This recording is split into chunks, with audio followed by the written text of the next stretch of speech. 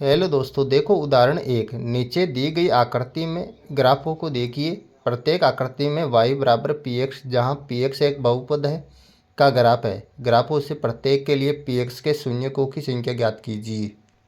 देखो नीचे कुछ आकृतियाँ आपको दे रखी है। इन आकृतियों के अंदर जो आपको ग्राफ दे रखे हैं, इन ग्राफों को देखकर जो आपको पी एक्स के शून्यकों की संख्या बतानी है। अब देखो आप पहली आकृति के अंदर ग्राफ को देखो। देखो ये ग्राफ जो है एक्स अक्ष को कितनी बार काट रहा है। ये ग्राफ एक्स अक्ष को जितनी बार काटेगा उतना ही जो है पी एक्स का शून्य को होगा, ध्यान रखना। तो देखो यहाँ पर ये ग्राफ जो है एक्स अक्ष को यहाँ पर एक बार काट रहा है, तो इसके शून्यकों की संख्या भी कितनी होगी, यहाँ पर जो है शून्यकों की संख्या होगी एक। ठीक है। अब देखो दूसरी आकृति के अंदर, देखो दूसरी आकृति के अंदर ये जो ग्राफ है ये एक्स अक्ष को कितनी बार काट रहा है। यहाँ पर देखो एक बार तो यहाँ पर काट रहा है और एक बार यहाँ पर काट रहा है, यानी कि कुल दो जगह काट रहा है ये। तो इसके शून्यकों की संख्या भी कितनी होगी, दो हो जाएगी। अब देखो यहाँ पर जो है तीसरी आकृति, देखो तीसरी आकृति के अंदर ये जो ग्राफ है ये एक्स अक्ष को कितनी बार काट रहा है। ये एक्स अक्ष को काट रहा है यहाँ पर तीन बार, एक दो तीन, यहाँ पर तीन बार काट रहा है। तो इसके शून्यकों की संख्या भी कितनी हो जाएगी, यहाँ पर तीन हो जाएगी। अब देखो यहाँ पर जो है चौथी आकृति के अंदर देखो ये जो ग्राफ दे रखा है ये एक्स अक्ष को कितनी बार काट रहा है, यहाँ पर काट रहा है एक बार। ठीक है। तो इसके शून्यकों की संख्या कितनी हो जाएगी, एक हो जाएगी।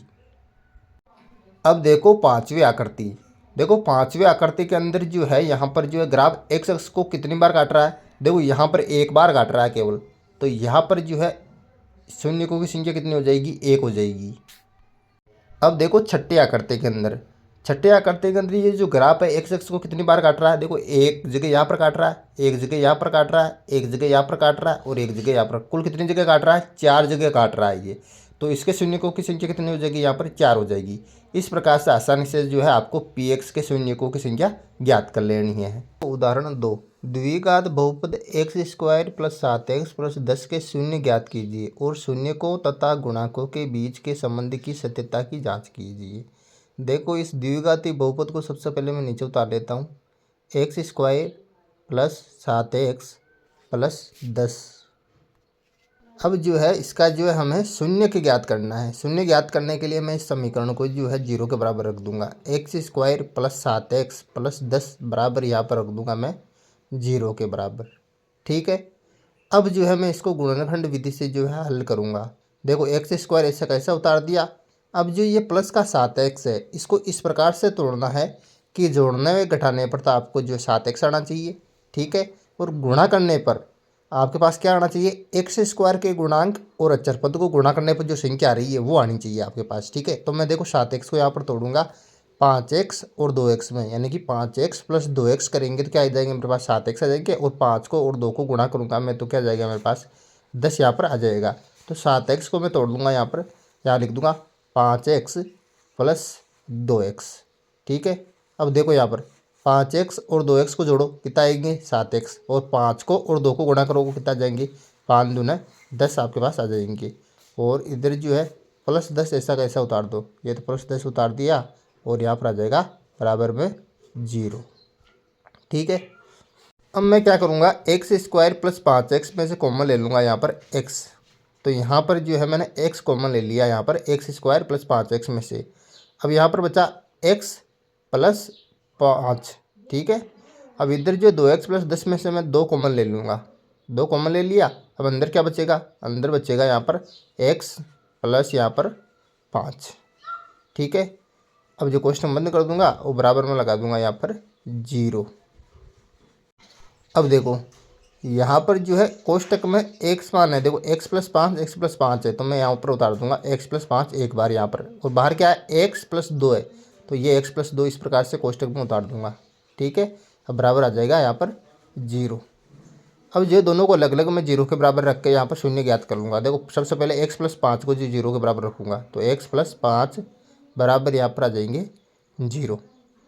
अब देखो ये प्लस के 5 उधर प्लस का, इधर आते हो जाएगा माइनस का, तो x बराबर यहाँ पर प्लस का 5 इधर है तो उधर जाते हो जाएगा माइनस का 5। तो ये आ गया हमारे पास एल्फा का मान। ठीक है, पहला शून्य। अब दूसरा शून्य ज्ञात करने के लिए मैं x प्लस 2 को जो है यहाँ पर जीरो के बराबर रखूँगा, x प्लस 2 को बराबर रखूँगा जीरो के बराबर। ठीक है। अब देखो ये +2 इधर प्लस का है, उधर जाते हो जाएगा माइनस का। एक्स बराबर ये हो गया -2। ठीक है, ये आ गया दूसरा शून्य, इसको नाम दे देंगे बीटा। ठीक है, अब जो है इसकी सत्यता की जांच कर लेते हैं। ठीक है, देखो सत्यता की जांच में सबसे पहले लूँगा मैं शून्यकों का योगफल, यानी कि शून्य की कौन से एल्फा और बीटा, तो एल्फा प्लस बीटा यानी कि इनका योगफल कर दिया। ये किसका बराबर होगा, यहाँ पर होगा -b/1 के। तो एल्फा का मान क्या है हमारे पास, एल्फा का मान है -5। ठीक है, तो एल्फा की जगह उतार दूंगा मैं -5, और प्लस का चिन्ह आ जाएगा, प्लस के चिन्ह की जगह ये आ गया प्लस का चिन्ह, और बीटा की जगह क्या आएगा, बीटा की जगह आएगा -2 बराबर।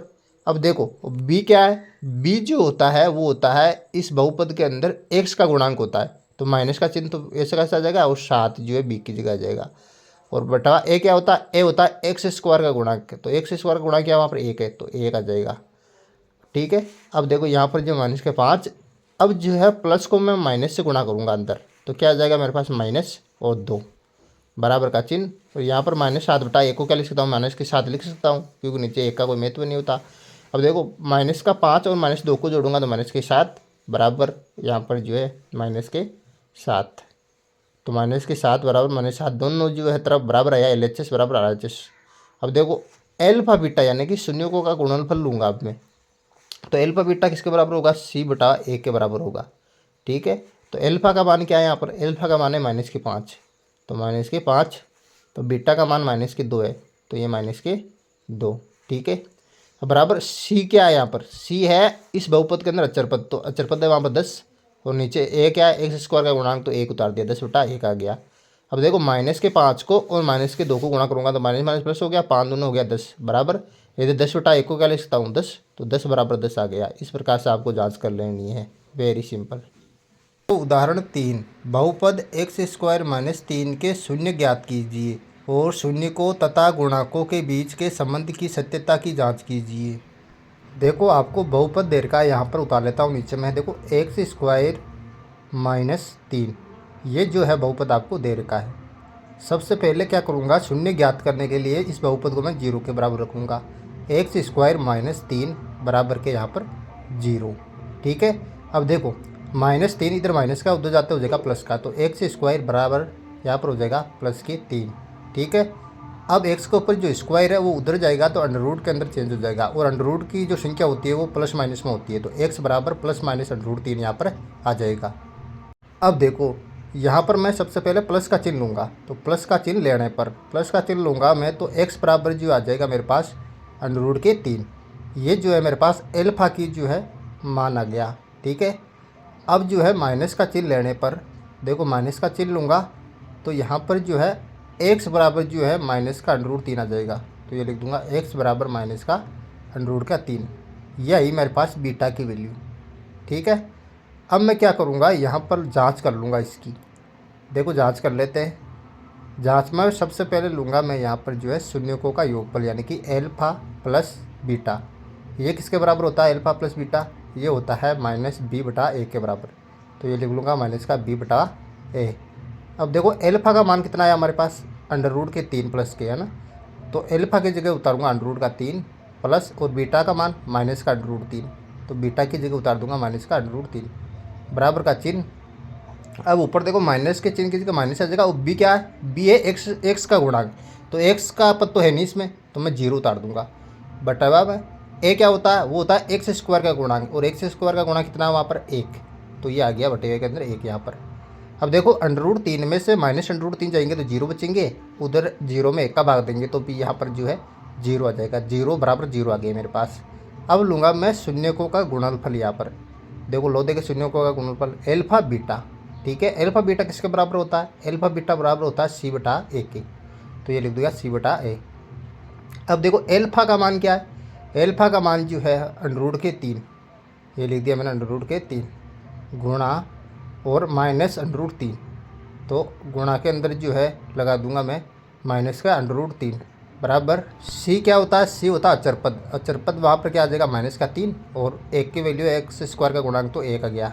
अब देखो √3 को -√3 से गुणा करूँगा तो आ जाएगा -3 बराबर -3/1 का मतलब -3, तो -3 बराबर -3 मेरे पास आ गया। इस प्रकार से आपको जांच कर लेनी है, वेरी सिंपल। उदाहरण 4, एक द्विघात बहुपद ज्ञात कीजिए जिसके शून्यकों का योग तथा गुणनफल क्रम से -3 और 2 है। देखो उदाहरण के अंदर आपको जो है शून्यकों का योग और गुणनफल दे रखा है। तो देखो शून्य कौन कौन से होते हैं, एल्फा और बीटा। तो मैं दिया है लिख दूंगा यहाँ पर। देखो शून्यकों का योग यानी कि एल्फा प्लस बीटा, ये हो गया शून्यकों का योग। एल्फा प्लस बीटा क्या दे रखा है, ये दे रखा है आपके पास -3। तो शून्यकों का योग तो हो गया -3 और शून्यकों का गुणनफल यानी कि एल्फा और बीटा का गुणनफल, एल्फा बीटा इन दोनों का गुणनफल कितना हो जाएगा यहाँ पर 2, ये जो है दे रखा है।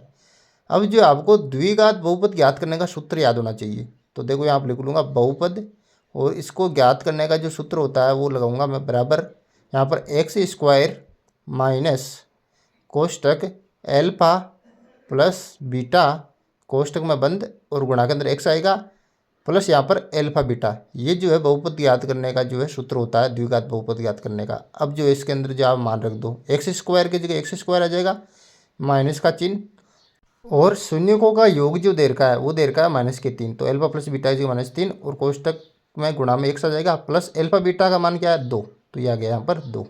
ठीक है, अब देखो बराबर का चिन्ह, x² माइनस को माइनस से गुणा करूँगा तो प्लस का चिन्ह और 3 यहाँ पर, और ये आ गया x प्लस का यहाँ पर आ गया 2।